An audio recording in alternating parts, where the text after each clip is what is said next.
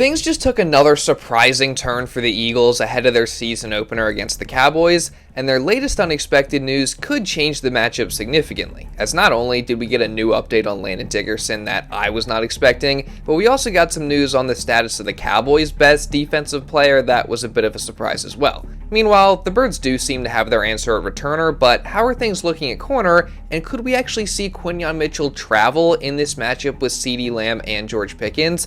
Plus, how much of a threat is the newest Cowboy to the Eagles offense? Well, I'm going to talk about that and all the other latest Eagles news starting right now. So we are counting down the days until the Eagles vs. Cowboys season opener, and we've gotten plenty of news in recent days that could be absolutely game-changing, as both sides have gotten big injury updates on key players, and there's really just a lot of storylines to follow going into this game, and trust me, we'll get into all that a bit later, but first, we gotta talk about some big news that the Eagles got on Monday night, as the full NFL Top 100 list has finally been fully released, and none other than Philly's very own Saquon Barkley took the top spot. Oh, that's hard. Oh, that's fire. You know, it's really no surprise that Saquon is number one, just considering the season that he had last year, but still, it's very cool to see him officially take the top spot and earn the respect of his peers like that. And it's also just cool to see the Eagles get so much love on the NFL Top 100 list, as 9 current Eagles and 10 Eagles from last year's team all made it. Those being the now Cardinal Josh Sweat, Jordan Mailata, Cooper DeJean, Quinyon Mitchell, Jalen Carter, A.J. Brown, Zach Bond, Lane Johnson, Jalen Hurts, and of course, Saquon Barkley. So shout out to all those guys, and also one more shout out to Howie Roseman for building a roster just that extremely talented. Like, it's honestly insane. And getting back to Saquon, it is honestly just crazy to think about all he's accomplished in just one season in Philly. I mean, just look at this tweet here from Dave Zangaro, as he highlighted that in just one season with the Eagles, Barkley became the 9th player in NFL history to rush for over 2,000 yards. He broke the all-time single-season rushing yards record, postseason included. He was a 4-time NFC Offensive Player of the Week, a Pro Bowler, a first-team All-Pro. He won Offensive Player of the Year. He was 3rd in MVP voting. He, of course, won the Super Bowl. He was also on the cover of Madden 26. And now, again, he is number 1 on the NFL Top 100 list. I mean, again, what a season it was from Saquon Barkley. Possibly one of the best single seasons we've ever seen from a player all time. And I only expect more greatness from him going into this new year. And Saquon's first challenge will, of course, be the Cowboys' new-look defensive line, featuring new defensive tackle Kenny Clark. And as much as I, along with pretty much every other Eagles fan, have made fun of the Cowboys in recent days for trading Micah Parsons, rightfully so, by the way, but, you know, they still did get back a good player in Kenny Clark to pair with fellow defensive tackle Osa Odigizua. So they got a nice little tandem there in the middle of their defensive line. And Clark is a guy who has been a very good player in this league for a long time, with the ability to both rush the passer and also really anchor down against the run. However, last year was definitely very much a down year for Clark, especially compared to the season before, which was one of his better seasons. And against the Eagles in the playoffs specifically, he did have some nice moments, but overall, he really struggled against Saquon Barkley in the Eagles' rushing attack and was the 2nd lowest graded Packers defender in that game, which could possibly indicate that the Birds could have an advantage here in this matchup with the Cowboys. Now, to be fair, Clark did suffer a foot injury in the season opener that lingered on all season and also required surgery in January, so that very much could have been the reason for his down year, and who knows, maybe he gets back to being that elite overall defensive tackle that he has been for most of his career. But regardless, it should just be a fun matchup to watch between Clark and the Cowboys defensive line and the Eagles offensive line. Moving on to another Cowboys defender though, we just got a big update on the injury status of cornerback Trevon Diggs just a few days before the season opener. As in case you don't know, Diggs spent the offseason recovering from season-ending knee surgery that he got back in December, so obviously, going into the season opener against the Eagles, the question has been, will Trevon Diggs be able to play or not? Well, it currently seems like he is trending in the right direction, as he was a full participant in practice early in the week, and while he wouldn't fully commit to playing, Diggs himself actually did say that he has about a 75 to 80% chance of playing on Thursday night in Philly. So, you know, obviously it's not 100% guaranteed, and we don't fully know whether he'll play or not, but again, it certainly seems like Diggs is trending in the right direction to play. And if he did play, that would obviously then present a bigger challenge for the Birds receivers and A.J. Brown and Devontae Smith and just the passing game as a whole. Although, if we're being real, Diggs is not stopping either one of those two guys, but still, the Cowboys are definitely better off with him out there than not. So we'll continue to watch that situation leading into the game. Now, as far as the rest of the Cowboys injury situation goes, things are looking pretty good for them right now, as both offensive tackle Tyler Guyton and tight end number 3 Brevin Spann-Ford have been full participants in practice and seem to be trending towards playing, and the only guy that seems to be headed in the direction of not playing is interior defensive lineman Perrion Winfrey, who is just a deep depth piece on the Cowboys roster anyway. So they are pretty healthy going into week 1. Meanwhile, for the Eagles, they've of course been dealing with quite a few injuries leading to the season opener. And obviously, the biggest storyline, like I talked about yesterday, is Landon Dickerson, as he missed practice on Monday, not because of his knee injury that he's been recovering from, but because of a new back injury. So obviously, that seemed to put his status for week 1 even more in jeopardy than it already was.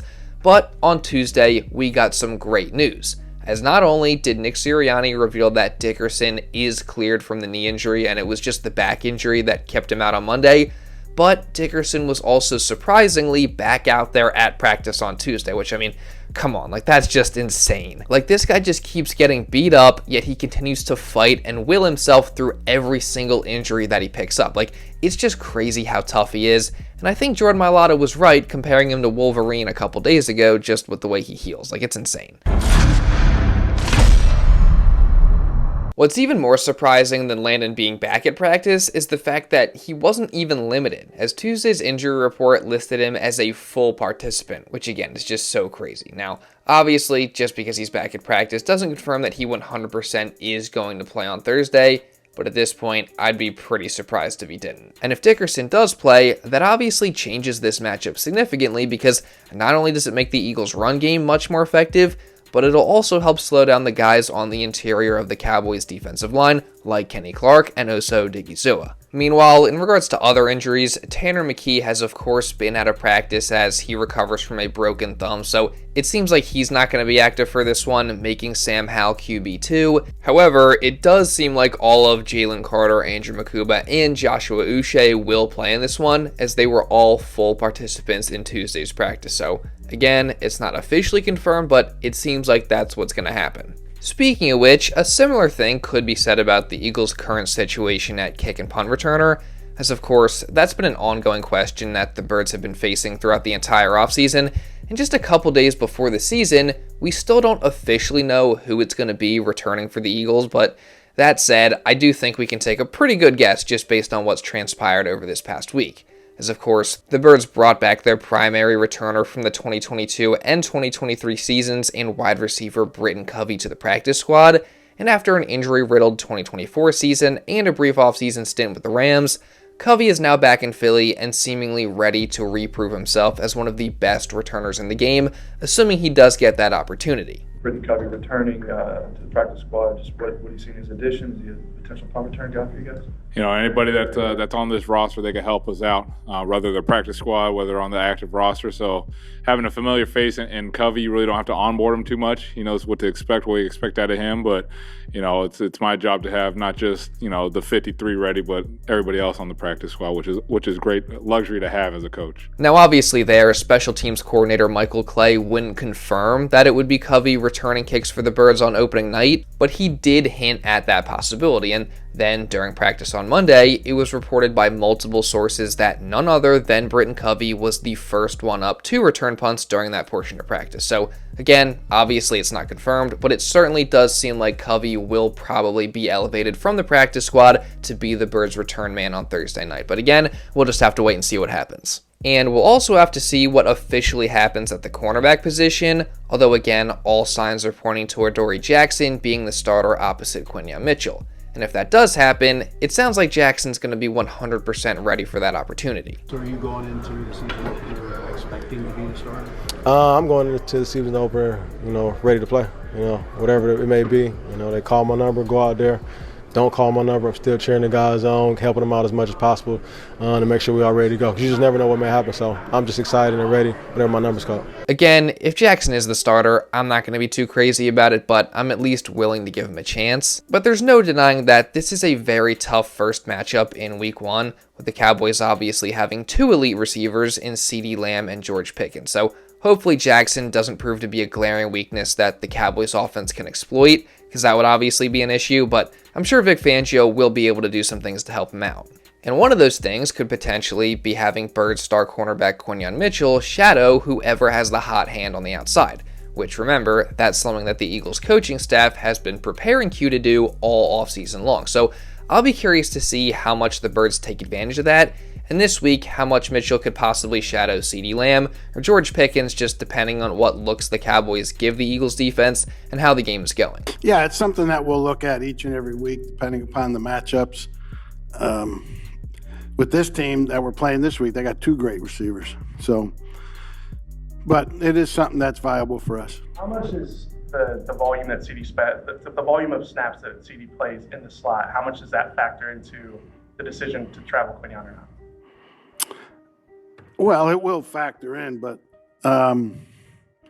there's times where he could travel, even if you're in a week where you are, and times where he won't. Fangio certainly does seem to be playing his cards pretty close to the vest in regards to whether Q will travel in this game or not. But another interesting point was brought up there in that CeeDee Lamb does play a lot of his snaps in the slot. So on those plays specifically, that would then allow Quinyon to potentially travel with George Pickens on the outside, which would also be a way to alleviate the pressure on Adoree Jackson or whoever else is out there at corner. So, that's definitely very worth noting. And then when CeeDee goes back out on the outside, Q could potentially follow him or just stick to one side. So, there's a lot the Birds could do here, and we'll see what happens. But overall, it's going to be interesting to see how the Birds decide to use Quinyon Mitchell in this game and just throughout the season in general when it comes to shadowing receivers. Moving on though, we got another interesting development on Tuesday as Nick Sirianni revealed during his press conference that the Eagles will not be on the field when the Super Bowl banner is dropped on Thursday night. Yeah, I didn't know it was banner night.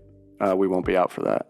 Honestly, that's no surprise to me, and personally, I love it because, that just shows how locked in this team is. Like, they've made it clear. We've had our time to celebrate, we've enjoyed it, but now it's time to move on. And Thursday night is about beating the Dallas Cowboys and nothing more. And again, I love that, and overall, I just could not be more excited for the season opener. I mean, I cannot believe that we're only a couple days away, and, you guys know I'm going to be covering all the other news leading into the game, and also, I'm going to give my predictions for the game in a video probably tomorrow. So, if you guys don't want to miss that or any other Eagles coverage coming throughout this entire season, then make sure you subscribe and you turn on notifications. And also, while you're at it, make sure you drop a like down below to show some support, because it really does help me out a ton. Let's see if we can get to at least 500 likes today. And also, leave a comment down below just regarding anything that I talked about in this video.